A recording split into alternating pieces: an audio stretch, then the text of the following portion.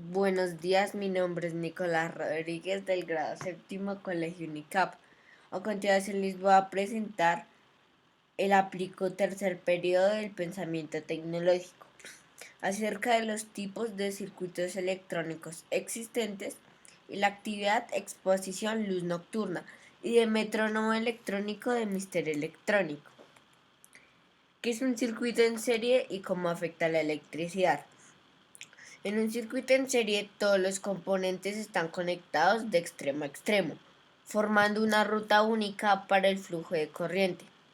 Si uno de los componentes se funde o se desconecta, el resto deja de funcionar, ya que se abre el circuito y deja de circular la corriente. O funcionan todos los receptores a la vez o no funciona ninguno.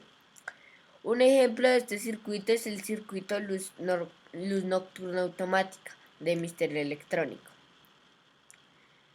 En el circuito de la luz nocturna automática, los dos LEDs se encienden en la noche y se apagan en el día.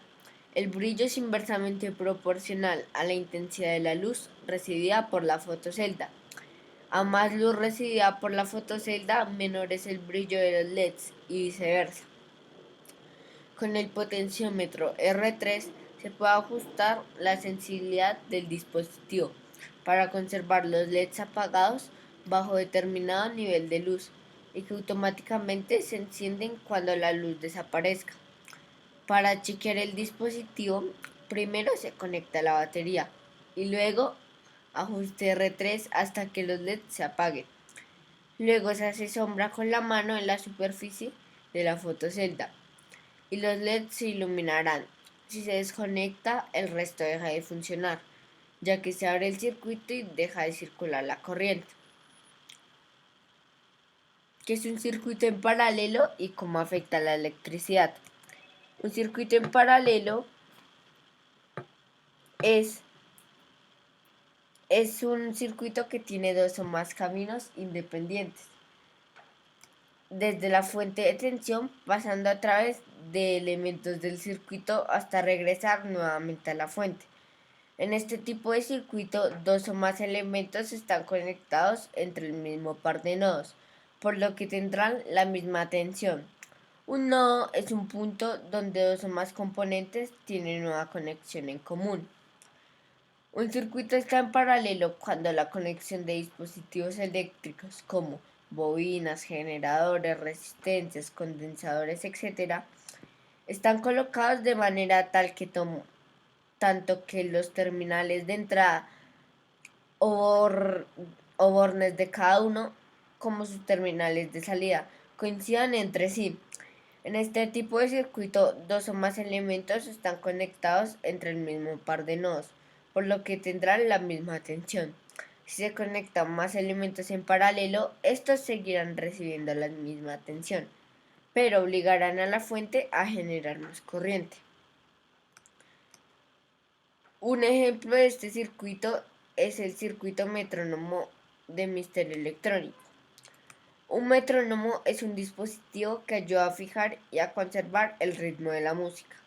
Los metrónomos tradicionales son mecánicos y emplean un brazo de Valven que hace un sonido en cada final de giro. En este caso, el metrónomo electrónico produce una serie de tics de cadencia regular por medio de alimentación conectada a la red, por lo que el metrónomo puede funcionar durante largos periodos sin ninguna recarga.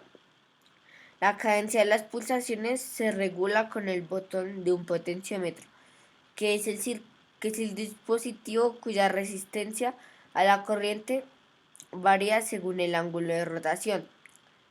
El circuito del metrónomo está hecho de un oscilador de baja frecuencia, conformado por dos transistores, Q1 y Q2.